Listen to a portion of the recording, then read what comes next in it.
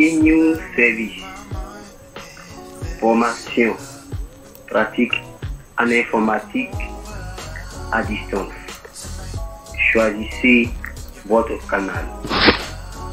e-news service, formation pratique à distance en informatique, vous propose une formation de qualité, système d'exploitation Windows, une formation de qualité en Word, Excel, PowerPoint, Access, Publisher, une formation de qualité sur les bases de données.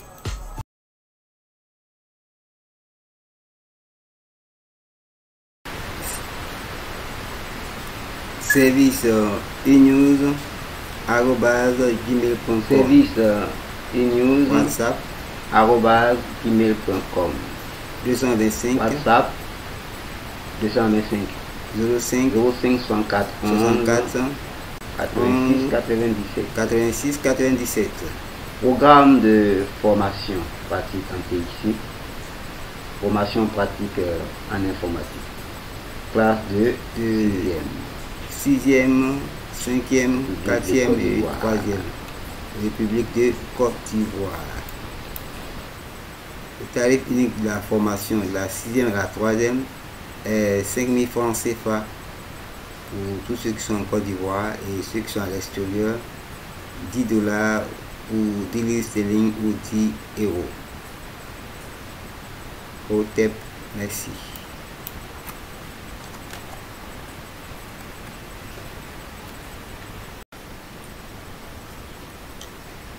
Service e-news @gmail.com. WhatsApp 225 05 64 11 86 97. Programme de formation pratique en TIC, formation pratique en informatique pour la classe de 6e. République de Côte d'Ivoire. Et thème abordé. Thème 1, technologie de l'information. Thème 2, traitement de l'information. Thème 3, information et communication. Thème 4, notion de programmation et langage. Dans cette première partie concernant le thème 1, pour la classe de 6e, nous aurons 3 leçons. Une première qui est constituant d'un ordinateur, la deuxième, utilisation de la souris, et la troisième, utilisation du clavier. Chaque leçon sera suivie d'une évaluation et cette évaluation sera faite en ligne immédiatement après le cours et le résultat sera donné aussitôt. Cependant, celui qui aimerait tester son niveau peut nous envoyer un mail, disons le formulaire de l'évaluation. Il pourra simplement cliquer dans le document Word qu'on l'enverrait sans chercher à l'imprimer et tout ça. Voilà. Bien, donc nous allons travailler maintenant sur la première leçon intitulée Constituant d'un ordinateur. Nous sommes au niveau de l'introduction générale. Bien, nous questionnons. Qu'appelle-t-on technologie de l'information? L'historique de l'ordinateur à nos jours, où peut se trouver les ordinateurs dans la société. Alors, comment peut-on le comprendre? D'où la nécessité de la leçon 1. Bien. Qu'appelle-t-on technologie de l'information? La technologie de l'information désigne le domaine technique du traitement de l'information. Le traitement de l'information concerne la gestion et la transmission de l'information. Le moyen utilisé se fait par le biais d'un ensemble de ressources techniques pour mettre en œuvre des services de l'information et de la communication. Donc nous allons revenir à l'élément précédent pour qu'on puisse mieux suivre.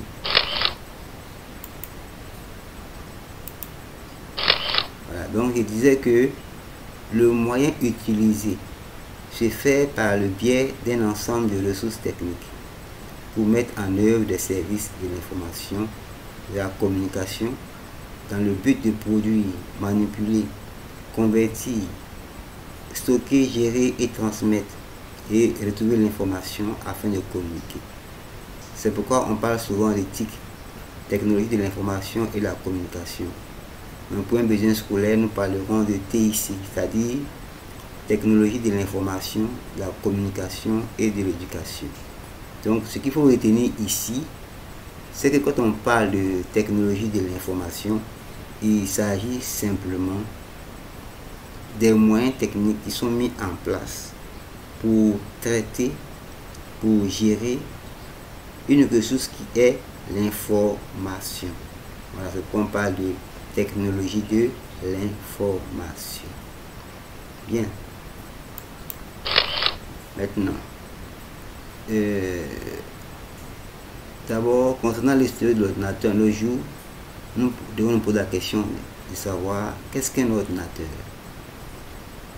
C'est d'abord une machine électronique présentée comme un système de traitement de l'information programmable. Donc ce n'est pas une machine électronique comme les autres. Il y a un système à l'intérieur et l'information qui doit être programmée. Donc, on va redémarrer. Ce soir, qu'est-ce qui se passe?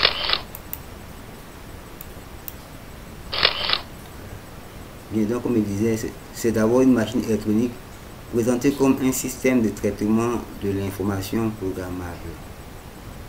Une information est programmable lorsque elle fait partie d'un ensemble d'instructions organisées dont la lecture se fait de manière séquentielle. Donc l'histoire des ordinateurs commence au milieu du XXe siècle. La conception d'un ordinateur en ce temps reposait toujours sur un prototype. Comme souvent dans la fabrication des avions, de la usine, on fait d'abord un modèle qu'on place et puis c'est à partir de ce modèle là maintenant qu'on commence à dupliquer. Donc le but premier était de pouvoir faire des calculs infinitésimaux, c'est-à-dire que en fait on voulait accroître la capacité de calcul, puisque lui-même mettait du temps avec les différentes méthodes qu'on utilisait dans le temps. Voilà, donc c'est ce qui a poussé même un peu ici à appeler l'ordinateur comme un grand calculateur. Voilà. Les premiers ordinateurs, on appelait même les mainframes, c'est-à-dire on peut prendre 4 salles de classe et ça contenait un ordinateur. Donc depuis le XXe siècle, il y a eu plus de tentatives. Et puis bon, les deux guerres mondiales aussi ont poussé l'avancée de la technologie de l'ordinateur. Où peut-on trouver les ordinateurs dans la société? Au foyer, c'est-à-dire à la maison, au bureau, au travail, dans les usines, les hôpitaux, les supermarchés, les banques, les laboratoires, les écoles, les universités, les laboratoires, comme on l'a déjà dit, partout où il y a la vie humaine, même là où il y a la vie animale, avec l'écoute des sons, puis bon, l'espionnage du comportement des animaux, des recherches, nous aussi pour sécuriser un peu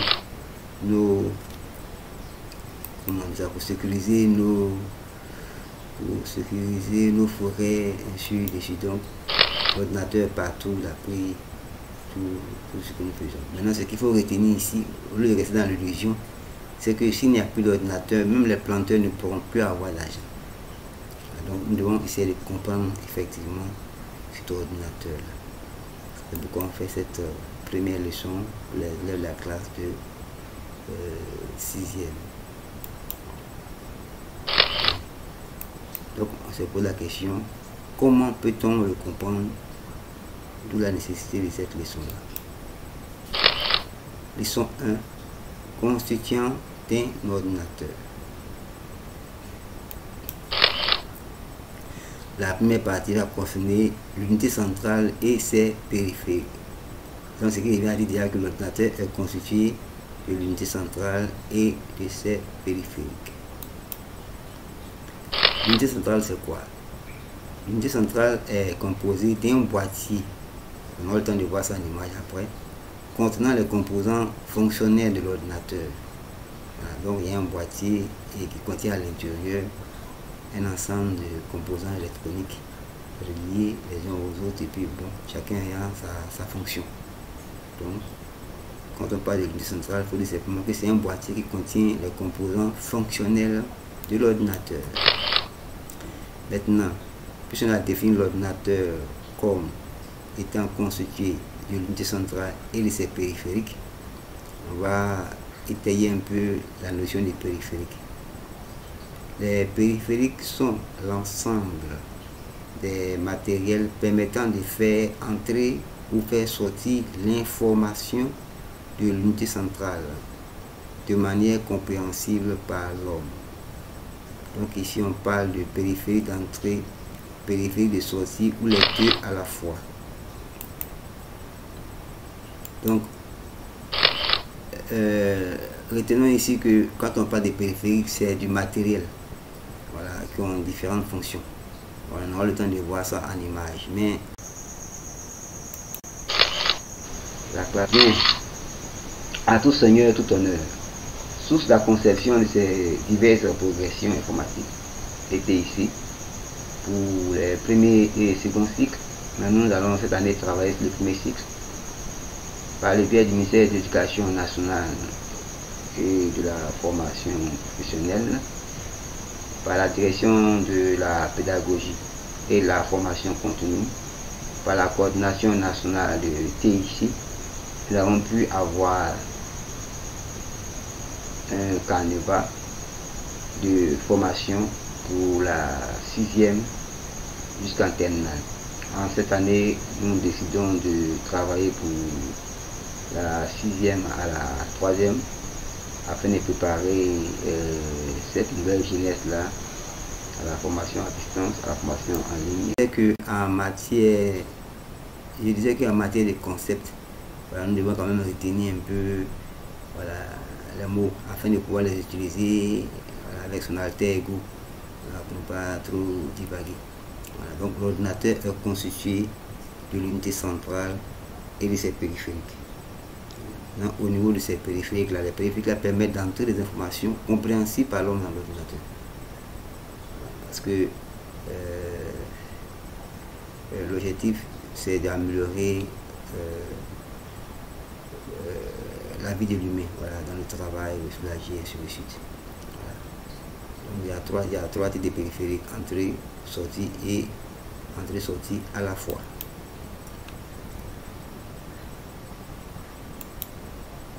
Bien. Dans cette deuxième partie, nous allons voir l'illustration par l'image de l'unité centrale et de ses périphériques pour mieux capter, voilà, ce que nous disons. D'abord, au niveau de l'unité centrale. Bien. L'unité centrale, il y en a trois types. Voilà. Les plus grands, par exemple, on parle ici de tour. Voilà. Qui est à gauche, la feuille sur l'image là. Ensuite, mini tour et desktop. Ah bon, nous devons prononcer ça tower, mini tower. Bon, ça c'est une question de style. Voilà. Donc, retenez que l'ordinateur et l'unité centrale disposent de trois sortes, de trois types ou trois sortes. Voilà, on en a trois. Donc le tour, ce qui est plus grand, le mini tour moyen et le desktop, ce qui est plus plat ou aplati. Voilà. Donc quand on rentre dans un bureau, déjà on sait déjà s'il s'agit d'un tour qui est installé, ou un mini tour ou un desktop. Maintenant, l'ordinateur aussi peut se présenter de manière compacte. Voilà, c'est-à-dire le tout se trouve en son sein, voilà, l'écran qui est incorporé. Voilà. Donc tout ça, on ne dira pas qu'il n'y a pas d'unité centrale. Voilà. Parce qu'avec l'évolution, on essaie de passer à des circuits plus petits. Et on parle d'intégration des circuits. Pourquoi on parle de micro? Donc même si on voit un ordinateur portable, on doit se dire que l'unité centrale et puis ses composants périphériques se font de tout en un. Voilà. Comme le système de certains pays, voilà, qui réduisent un peu tout ce qui était disons, volumineux. Voilà. Donc on vient de voir un peu l'illustration de l'unité centrale. Voilà. Maintenant, en ce qui concerne ce qui se passe à l'intérieur, on va faire juste un aperçu général et puis bon. Voilà. Donc ce n'est pas une obligation de savoir tout ce qui est à l'intérieur de l'unité centrale. Maintenant, si on veut faire une spécialité dans le travail de la maintenance, du montage et tout ça, bon, là on peut approfondir. Mais il faut savoir quand même qu'à l'intérieur de l'unité centrale, il y a beaucoup d'éléments. Les 4 mers, c'est-à-dire la carte centrale, voilà, il y a les différents éléments, le disque dur, il y a les ports. Donc là, ça constitue tout un ensemble de connaissances qu'il faut avoir. Voilà. L'ordinateur nous vient déjà monter. Mais sinon, en réalité, pouvoir monter cet ordinateur-là, cela demande quand même quelques connaissances. Il ne suffit pas de faire comme le branchement de certains appareils, non, il y a des protocoles. Voilà. Dans une carte mère, si tu ne maîtrises pas où on doit placer les jumpers, mais c'est même pas ce qu'on appelle les jumpers, tu ne peux pas monter une carte mère, tu ne peux pas monter un ordinateur. Voilà. Et puis bon, quand tu parles de disque dur, maître esclave, toutes ces notions là. Voilà. Donc pour ne pas nous embourber dans ces trucs techniques là, voilà, on retient simplement que l'ordinateur est constitué de l'unité centrale et de ses composants. Tout en sachant quand même qu'à l'intérieur de l'unité centrale, il y a quand même beaucoup de composants, voilà, tant électroniques que autres, même du caoutchouc et tout ça. Donc tous ces éléments-là servent, voilà, à mettre tout ce paquet d'appareils-là en mouvement. Maintenant, nous allons voir l'illustration par l'image des périphériques. Donc, d'abord ici, on voit que on a ici un desktop et puis un gros écran, voilà, avec les haut-parleurs, l'imprimante, la souris, on a le lecteur de disque. On a le modem, on a tout un ensemble d'appareils. Voilà. Donc c'est pourquoi on parle de périphériques d'entrée, périphériques de sortie, et puis périphériques d'entrée et de sortie. Donc par exemple, si on vous demande de citer un exemple de périphérique d'entrée, on va dire le clavier, on va dire la souris. Maintenant périphérique de sortie, on va dire quoi? On va dire l'écran. On va dire le haut-parleur. Maintenant, le micro, bon, c'est un périphérique d'entrée, puisqu'on parle. L'imprimante, c'est un périphérique aussi de sortie. Mais s'il y a un scanner, il devient un périphérique aussi d'entrée, sortie. Voilà, donc c'est cette notion technique-là. Il faut faire un effort quand même de mieux comprendre cela. Maintenant, l'ordinateur n'est pas seulement que. L'unité centrale n'est pas seulement un desktop. Comme on l'a dit, il y a un tour, et puis il y a un mini-tour. Maintenant, selon les ordinateurs, il y en a différents types. C'est comme ceux qui font de l'art, donc il y a différents designs. Donc quand on donne le cours sur l'ordinateur, il ne faut pas se cantonner sur un seul design ou paniquer demain quelque part. Voilà. N'importe où vous arrivez, automatiquement, sachez que c'est l'unité centrale et ses périphériques. Et vous, à partir de là, vous pouvez maintenant vous gérer. Puisqu'on va vous demander d'ouvrir l'ordinateur, il s'agit seulement de savoir l'utiliser. Donc, connaissez quand même le nom.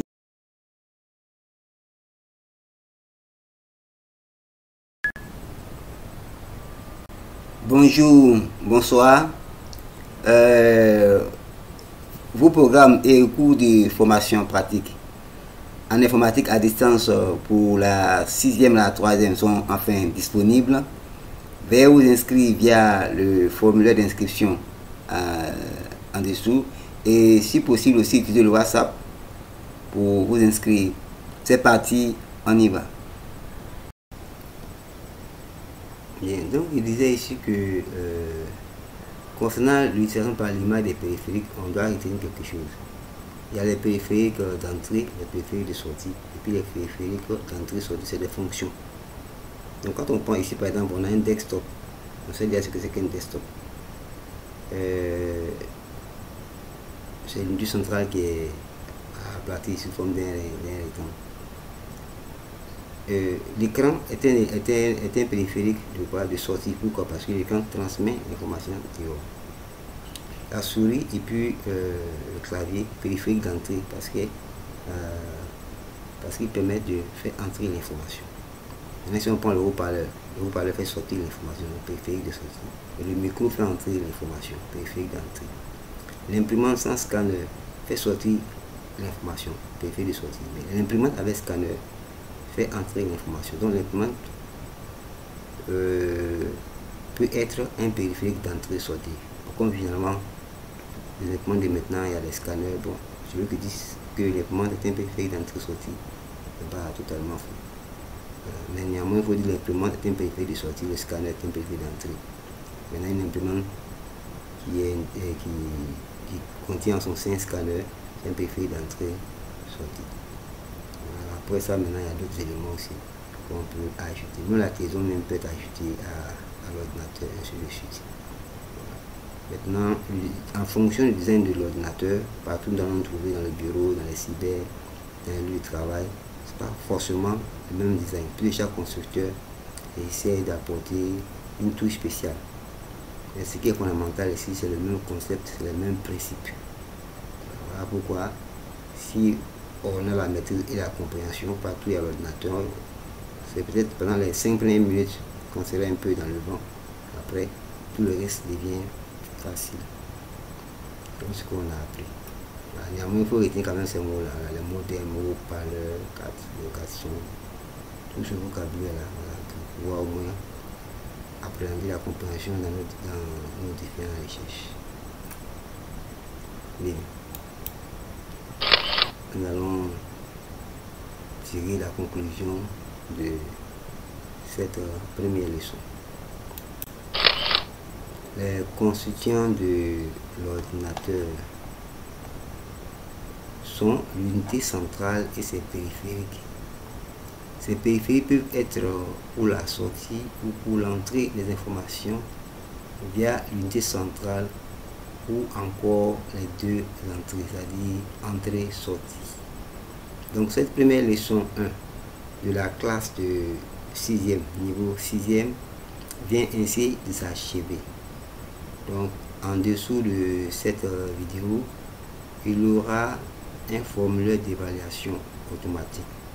Vous remplissez votre nom, votre prénom, votre classe, vos contacts, mais vous avez un mail aussi. Et dès que vous avez répondu aux questions, vous aurez automatiquement votre note. Maintenant, les questions à dévoiler. Il y a une partie, il y a 10 premières questions, et puis il y a 5 questions bonus. Si vous n'avez pas arrivé, puis atteindre les 10, il y a les 10 questions justes, les 5 questions, les 10 questions justes. L'objectif c'est d'avoir les 10 questions justes, ce n'est pas d'avoir 5, 2, 8, 3, non. Si vous n'arrivez pas à avoir les 10 questions justes, les 5 questions bonus, ce que vous avez trouvé là-bas va compléter votre note. Voilà. Maintenant, si vous avez trouvé les 10 questions principales, alors les 5 questions bonus trouvées aussi, ne feront que vous donner de l'excellence. Voilà. Donc vous devez mettre du sérieux parce que c'est fort possible que les meilleurs puissent être cooptés pour rencontrer Madame la ministre de l'Éducation nationale. Donc, courage et au tep. Bonjour, bonsoir. Vos programmes et cours de formation pratique en informatique à distance pour la 6e et la 3e sont enfin disponibles. Veuillez vous inscrire via le formulaire d'inscription en dessous. Et si possible aussi utiliser le WhatsApp pour vous inscrire. C'est parti, on y va.